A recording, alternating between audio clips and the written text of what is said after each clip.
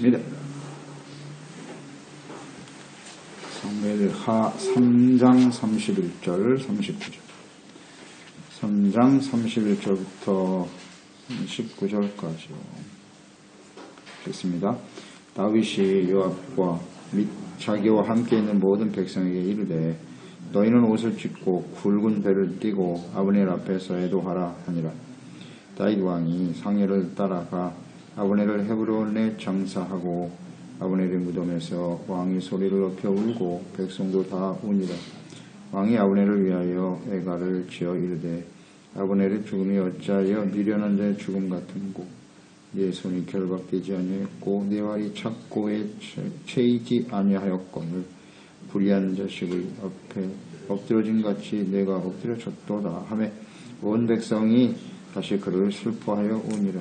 석양의 뭇백성이 나와 다윗에게 음식을 권하니 다윗이 맹세에 이르되 만일 내가 해지기 전에 떡이나 다른 모든 것을 맛보면 하나님이 내게 벌 위에 벌을 내리심이 마땅하니라 하며 온 백성이 보고 기뻐하며 왕이 무슨 일을 하든지 무리가 다 기뻐하므로 이날에야 온 백성과 온 이스라엘이 내려야 될 아브넬을 죽인 것이 왕이 한 것이 아닌 줄을 아니라.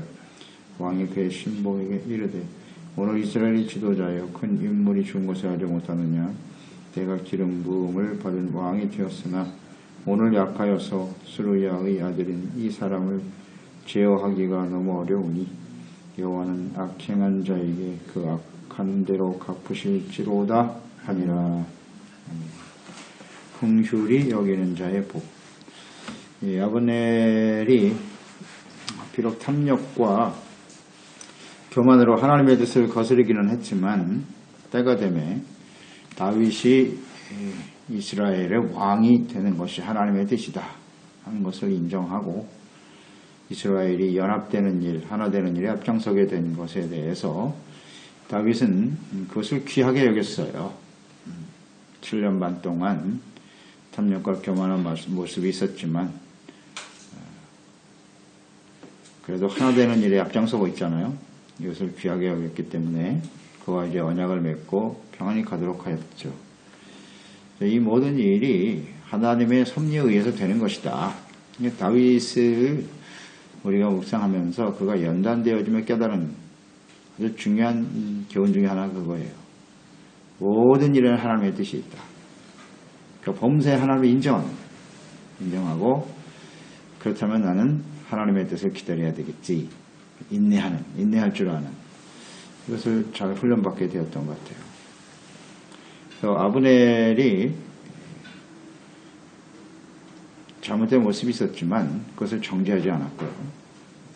그게 하나님의 뜻이다 하는 거예요. 아브넬을 하나님 그렇게 사용하시는구나. 사울을 통해서 잘 훈련받게 되었던 거죠. 그가 죽었을 때 진심으로 애통할 수 있었던 거죠. 애통할 수 있었다. 사람들을 이렇게 미워하지 않는 거예요.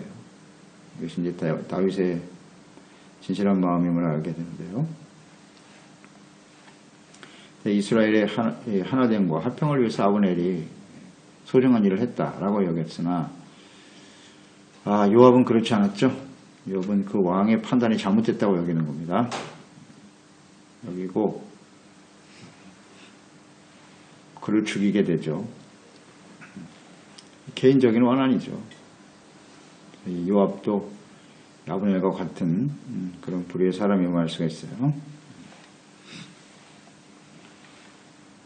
이 요압에 대해서 그는 저주했죠. 내가 한 일은 악한 일이다. 하나님의 저주가 내 가정에 자손들에게 임하게 될 것이다. 라고 선포를 합니다. 아브넬을 죽인 일이 또 많은 사람들의 백성들에게 자신이 한 일이 아니다 하는 것을 알리기 위해서 그래서 모든 백성에게 애도할 것을 명하죠. 1절로 2절입니다. 옷을 찢고 굵은 배를 띠고 아브넬 앞에서 애통하라 백성들에게 선포했어요. 아브넬이 죽었을 때 요압이 죽였습니다마는 대부분의 이스라엘 백성들의 생각에는 아마 다윗이 죽이라고 명령했을 것이다. 다 그렇게 생각하지 않겠어요? 다윗의 명의 없이 요압이 가서 아브넬을 죽일 이유가 없다. 이게 상황으로만 보면 다 이렇게 생각하게 되죠. 이 다윗이 이 사태를 어떻게 수습해 갈 것인가. 그러니까 이스라엘 백성들이 아브넬을 다윗이 죽였다라는 생각을 하게 되면 반발이 생길 것이고요. 왕이 겉으로는 뭐 평화조약을 맺는 것처럼 하더니 뒤에서 죽인다. 그럼 이 사람은 앞뒤가 다른 사람이구나. 불신하게 된단 말이야. 의심을 품게 되죠. 그러면 물론 힘에 의해서 하나가 될 수 있으나 그 이스라엘 백성들의 마음이 진심으로 다윗을 왕으로 여기면서 따르겠느냐 하는 거죠. 이 부분에 대해서 다윗은 뭐 그렇게 할 수도 있어요.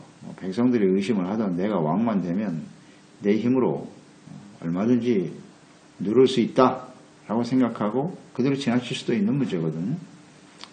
근데 다윗은 그럴 수가 없었어요. 그 마음이 정말 순수하고 진실한 사람이기 때문에 그래서 백성들에게 애통하라고 선포했어요. 그래서 생각을 했겠죠. 이것을 어떻게 대처해야 할 것인가. 둘 중에 하나예요. 이런 식으로 슬퍼하면서 자신이 죽은 것이 아니라는 것을 사람들에게 알리게 하는 일이냐, 아니면 그냥 덮고. 요압을 무시할 수 없잖아요. 다윗에게 있어서. 요압은 힘이 있는 사람이에요.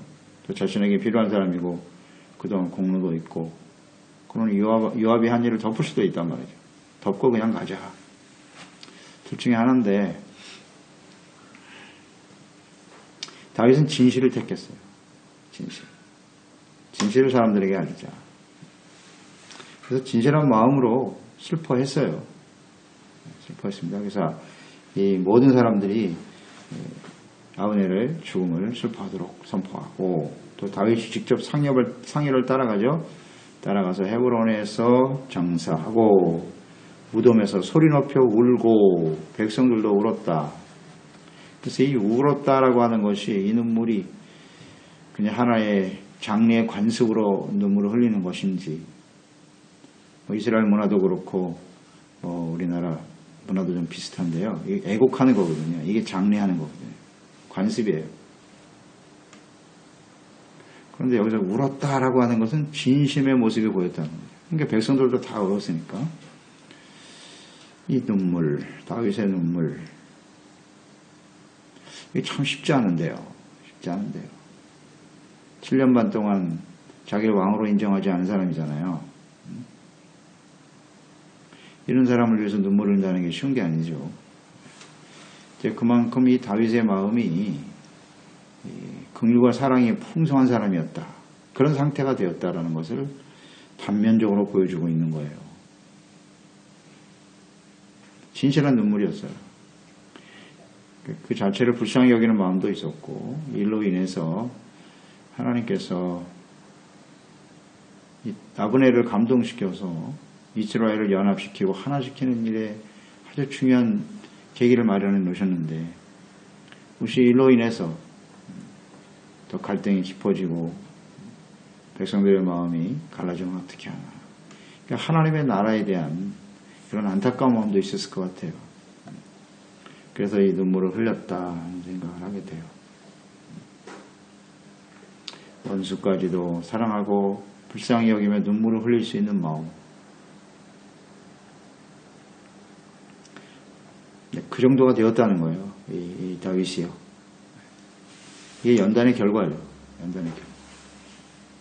그렇게 눈물 흘리고 있는 다윗을 보면서 저는 요압을 한번 생각해 봤어요. 이 요압이 어떻게 했는지 여기 잘 나타나 있지는 않은데, 요압의 입장에서는 어땠을까? 자기가 죽인 아브넬을 위해서 국민장을 선포하고 모든 국민들이 애통하며 눈물을 흘리도록 했다. 그 앞에 가서 눈물을 흘리고 있어. 이 다윗이. 요압의 마음이 어땠을 것 같아요? 굉장히 참담했을 것 같아요. 같이 회개하고 눈물을 흘렸을까? 네. 그랬으면 그 사람은 의인이죠. 그러나 아마 요압은 굉장히 마음이 불편했을 것이고, 결국 이 다윗은 자기보다 아브넬을 더 소중하게 여기는구나, 이런 생각을 하게 되었을 것 같아요. 그 이후에 요압의 행동을 보면 이제 알 수 있죠. 그러나 진실 어린 눈물을 흘릴 수 있었다는 거.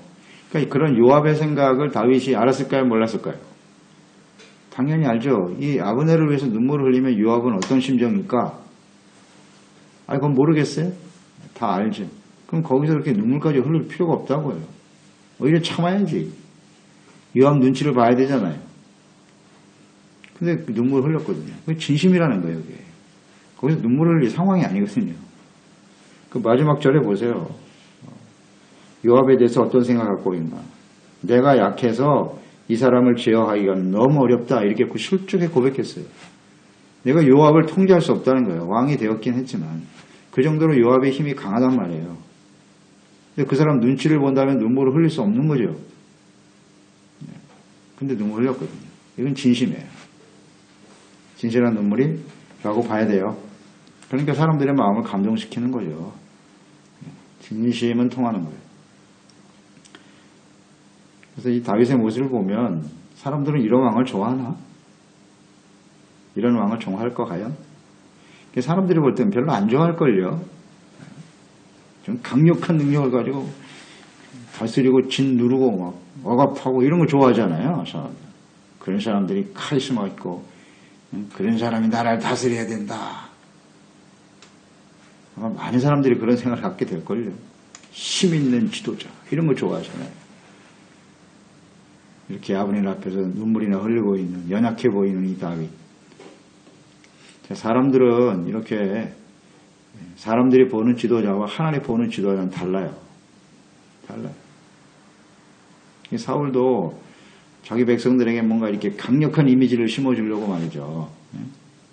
하나님이 싸워 승리하게 하신 것을 자기의 어떤 업적으로 들러 기념비 세우고 내가 이렇게 대단한 왕이야. 거기에 빠진 거죠.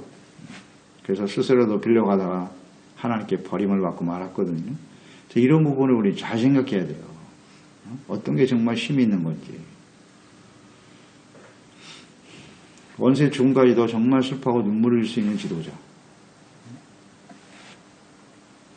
우리는 선행절에서 다윗의 모습을 보았죠. 아말렉 사람 추적하러 갔다가 버려진 종, 병들어 버려진 종, 그걸 그냥 지나칠 수가 없어가지고 먹이고 입히잖아요. 마시오게 하고. 원수까지도 불쌍히 여기는 마음이 그에게 있었단 말이에요. 자, 이게 바로 하나님이 연단하시는 뜻이고 정말 원하시는 모습이라는 거 잊지 말아야겠어요.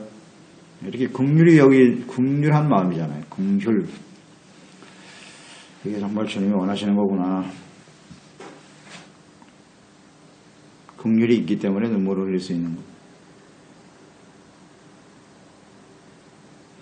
그런 사람이 정말 하나님이 기뻐하는 사람이에요. 33절에 보면 애가까지 불러서 노래를 불러요.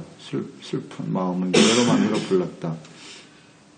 뭐라고 노래를 했냐면 어찌 미련한 자의 죽음 같은 고 이렇게 노래를 불렀네요. 미련한 자의 죽음이다. 즉 어리석고 무가치한 자의 죽음같이 되었다는 거예요. 아브넬의 죽음이. 어찌 이렇게 되었나 탄식하는 거죠.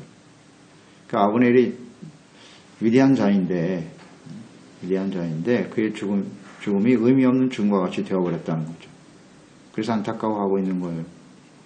이스라엘을 통일하는 일에 귀하게 쓰임받아야 될 아브넬이 어리석은 요압에 의해 죽음으로써 하나님의 나라가 연합되어지는 일을 방해하는 그런 일이 될 수 있었다는 거죠. 그의 죽음으로 인해서.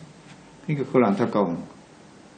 이게 정말 위대한 일을 할 뻔했는데 어찌 이렇게 의미 없는 죽음이 되고 말았는가. 안타까우며 탄식하는 모습이고요. 또 그 노래에 보면 그의 손과 발이 결박되거나 척고에 채이지 아니하였다. 그런데 어찌 이런 죽음이 되었나. 즉 이것은 아브넬이 무슨 반역자나 혹은 범죄자로 죽은 것이 아니다. 이것을 선포하는 거죠. 죄가 있어 죽는 죽음이 아닌데 그의 죽음에 대해서. 그래서 안타까워하고 있는 거예요. 죽을 이유가 없는데 죽었다. 억울한 죽음이라는 겁니다. 이것을 모든 사람들이 알게 하는. 그것 때문에 정말 슬퍼하는.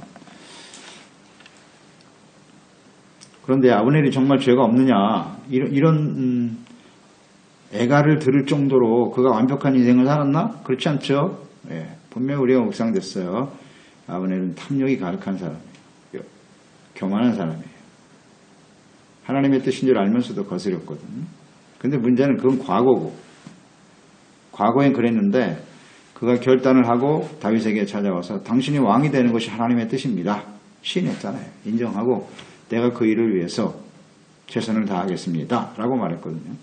물론 그 동기 자체가 이스봇의 왕과의 갈등에서 시작된 일이긴 하나 그런 걸 묵상해 보는 거예요. 다윗이 이렇게 슬퍼할 정도로 아브넬이 귀한 사람인가? 귀한 사람일까? 그런데 가만히 묵상해 보면 아브넬이 한 일이 정말 귀한 일인 것 같아요. 느껴져요. 우리가 만약에 그런 상황이었을 때 이스보셋을 아브넬이 세운 거라고요. 그냥 왕으로 세워놨을 뿐이지 모든 권력은 이 아브넬이 쥐고 있었거든요. 그러니까 이스보셋이 마음에 안 들면 그거 갈아버리면 돼요. 일반적인 사람들은 그걸 갈아치면 돼. 다른 사람 왕으로 세우고 자기가 왕이 되든지. 그렇지 않겠어요? 그의 마음속에 계속 탐심이 있다면, 욕심이 계속 가득하다면 자기를 거스리는 사람 없애면 되잖아요. 그렇죠? 그런 생각이 들지 않아요? 근데 그걸 포기했어요.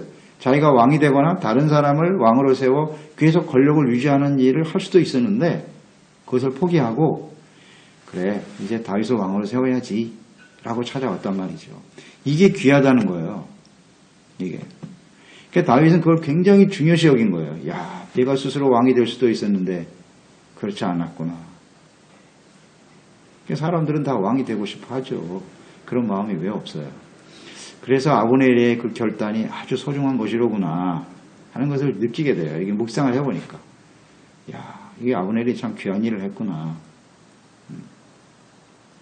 쉽지 않은 결단이었을 것이다. 아마 거의 90% 이상은 다 자기가 왕이 될 거예요. 어차피 뭐 하나님의 뜻을 거스리고 나갔는데요. 뭐 거기서 돌아선다는 게 쉬운 일이 아니거든요.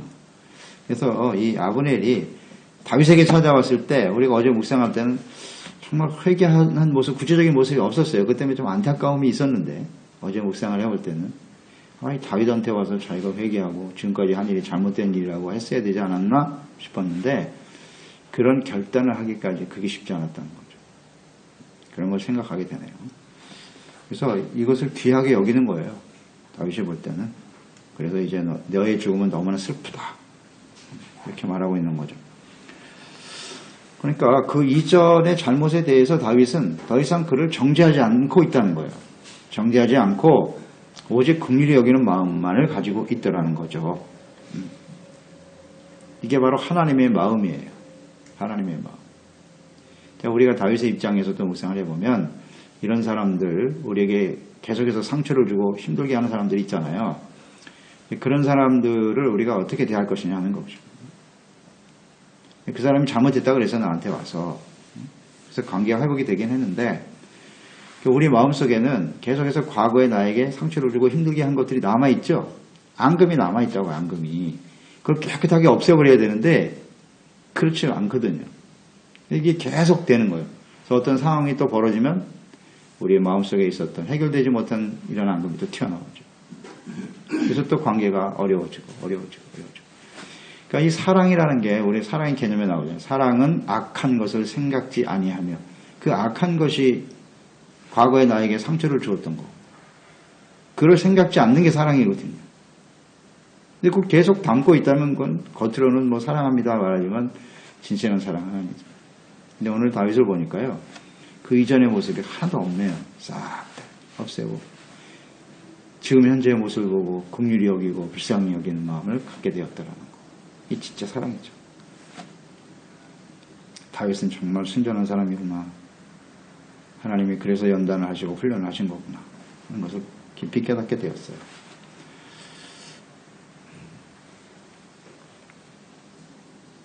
이게 긍휼의 마음이에요. 그러니까 진짜 긍휼이에요. 이게 진짜 사랑이에요.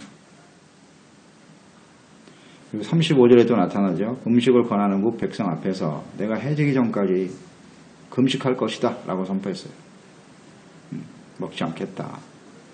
그러니까 다윗이 그의 죽음을 진정으로 슬퍼하고 있구나 하는 것을 보여주고 있는 것이고 이러한 다윗의 태도는 결국 모든 백성들에게 그 진심이 통하는 거죠. 그래서 다윗이 사람들이 그런 걸 보고 다윗이 아브넬을 죽이라고 공모하거나 지시한 것이 아니구나 하는 것을 알게 되었다는 거죠.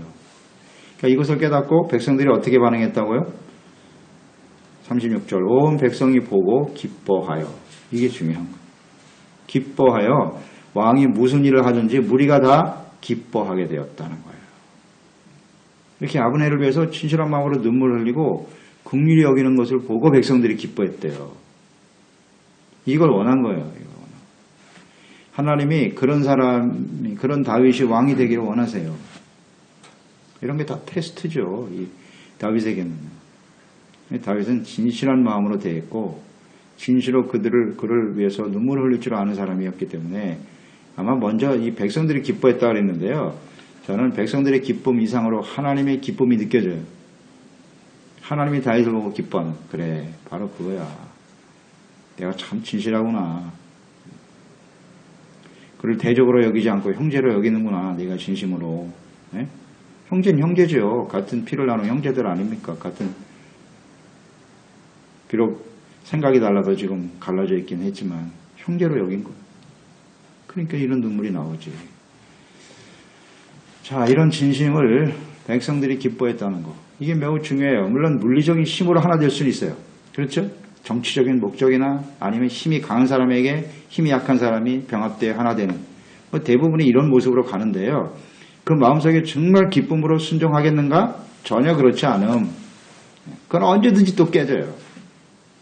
물리적으로 어떤 목적이나 이익을 위해서 이렇게 하나 되는 것은 언제든지 갈라져. 근데 백성들이 이렇게 기뻐하잖아요. 그러니까 진짜 하나가 되는 거예요. 이게 참. 이것을 무엇이 이런 결과를 만들어내는가 생각해 보세요. 긍휼이에요, 긍휼. 그 아브넬을 진심으로 긍휼히 여기잖아요.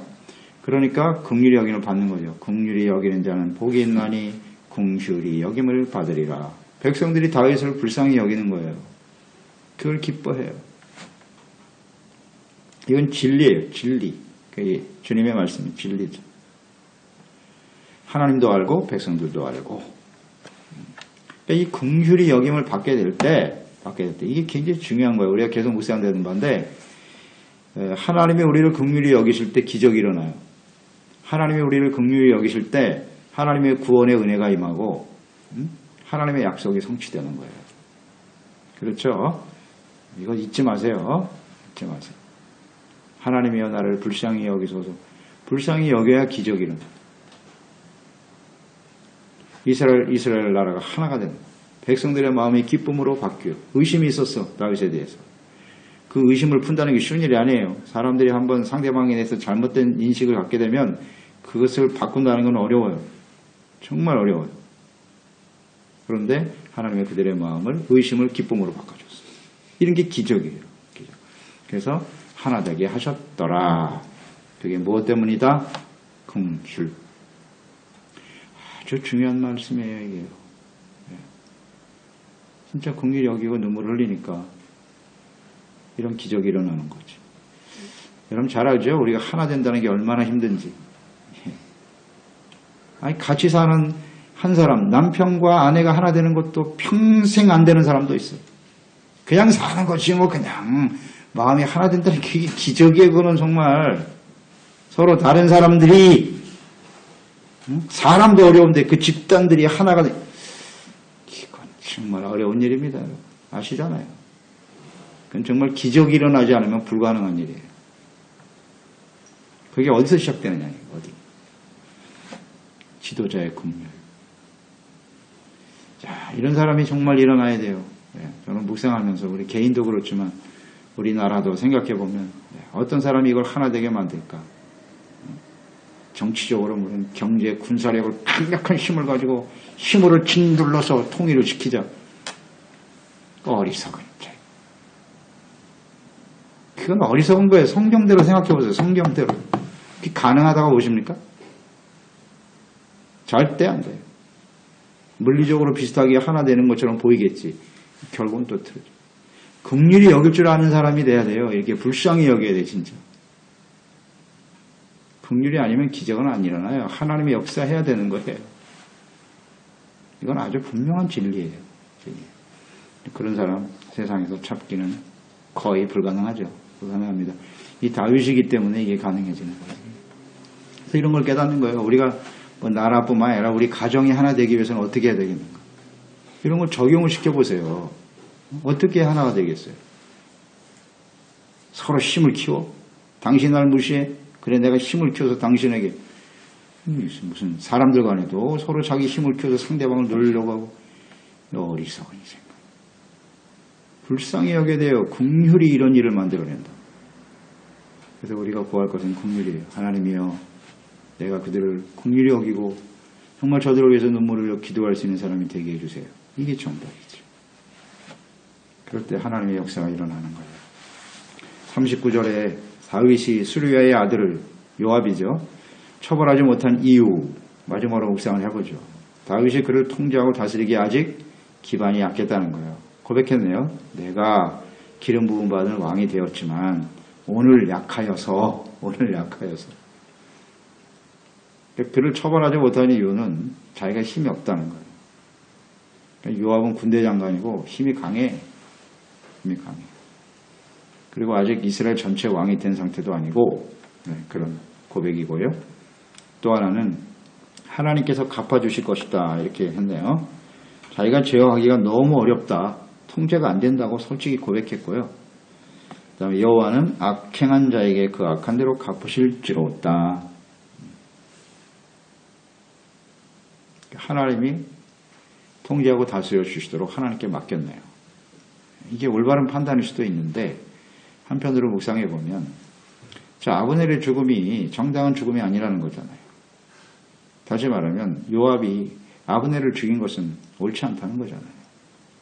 그게 잘못이라는 거잖아요.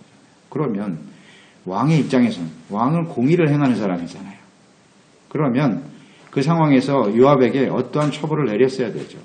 결단을 했어야 되죠. 그렇지 않나요? 그런 측면이 있죠. 그런데 왜 처벌하지 못했나? 물론 자기가 약하다는 고백도 했고 하나님께 맡기기도 했으나 아마 제가 묵상하기에는 이 다윗의 마음속 한편에는 요압을 이룰 수는 없다는 거죠. 그래서 요압이 나를 위해 충성했고 나라를 위해서 헌신한 사람이잖아요. 그건 인정해야 되고 내가 아직 약하다. 즉 이스라엘 나라를 온전히 아직 하나로 이루지 못한 상태에서 요압은 필요하다는 거죠. 이런 인간적인 생각이 작동하지 않았나? 잘못된 건 분명히 알면서 자기의 필요 때문에 받아들일 수밖에 없는 그런 상태가 아니었을까? 그런 생각이 드네요. 자기의 아직까지는 필요한 사람이다. 그래서 정죄하지 않았다. 물론 이제 긍휼한 마음이 있었기도 했고요. 아버님의 말 불쌍히 여기겠습니까? 요압도 불쌍히 여기는 마음을 가져야지. 그렇게 될 수도 있어요.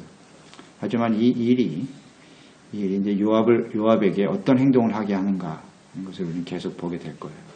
우리 마지막까지 다 알죠. 요압이 결국은 다윗을 배반합니다. 그래서 아도니아 편, 슬롬을 하나님 왕으로 세웠지만 아도니아 편에 서서 다윗을 대적하다가 결국 죽임을 당하죠. 그러니까 이런 것들이 다 원인이에요. 잘못된 생각을 마음속에 품고 있으니까 계속 흘러가다가 요압에게는 기회죠. 돌이킬 수 있는 기회가 되는 건데 할 수 없다라고 하는 생각도 하게 되고요. 그래서 가장 중요한 오늘 말씀은 정말 핵심 키워드는 긍휼입니다. 이런 긍휼히 여기는 마음을 가지고 살아갈 때 하나님의 구원이 이루어지고 약속이 이루어지고 하나 되는 역사가 일어나게 되는 겁니다. 기도하겠습니다. 하나님 아버지, 오늘도 주님의 말씀을 대하면서 다윗을 하나님이 연단하신 그 이유와 목적이 무엇인지를 잘 알겠어요. 왕이 된 이후에 7년 6개월 동안 이 아브넬에 의해서 갈등이 있었고 왕으로 인정받지 못한 거죠. 사람들로부터. 이것을 또 참아내는 게 쉬운 일이 아닌데 7년 6개월 동안 그는 잘 참아냈어요. 인내하고 있었습니다. 그래, 내가 아직 연약하다라는 고백을 할 정도로 그는 겸손했고요. 하나님의 때에 하나님의 능력으로 되는 것임을 알고 있었습니다. 그리고 아브넬의 죽음에 대해서 이렇게 진실한 마음으로 긍휼히 여기는 마음, 사랑의 마음으로 눈물을 흘릴 수 있는 사람, 그 사람이 다윗이죠. 그의 흘려지는 눈물, 어떻게 보면 정말 연약하고 힘이 없어 보입니다. 이런 사람이 과연 나라를 이끌어가는 지도자가 될 수 있을까? 그러니 하나님의 나라의 지도자는 이런 사람이 되어야 한다는 거예요. 불쌍히 여기고 눈물을 흘릴 때, 원수까지도 위해서 불쌍히 여기고 눈물을 흘릴 때 하나님의 긍휼이 작동하고 하나님의 능력으로 하나님의 나라가 세워지는 것이구나 하는 것을 우린 잘 생각합니다. 그래서 이 말씀을 잘 적용해서 우리가 속한 가정, 또 우리가 속한 우리 교회들 공동체 안에 그런 긍휼히 여길 줄 아는 마음으로, 그래서 하나님의 긍휼을 만들어내는 우리 모두의 삶이 될 수 있도록 도와주시옵소서. 예수님의 이름으로 기도드리옵나이다. 아멘. 사무엘하 3장 31절 39절 3장 31절부터 19절까지요. 읽겠습니다. 다윗이 요압과 및 자기와 함께 있는 모든 백성에게 이르되 너희는 옷을 찢고 굵은 배를 띠고 아브넬 앞에서 애도하라 하니라. 다윗 왕이 상여를 따라가 아브넬을 헤브론에 장사하고 아브넬의 무덤에서 왕이 소리를 높여 울고 백성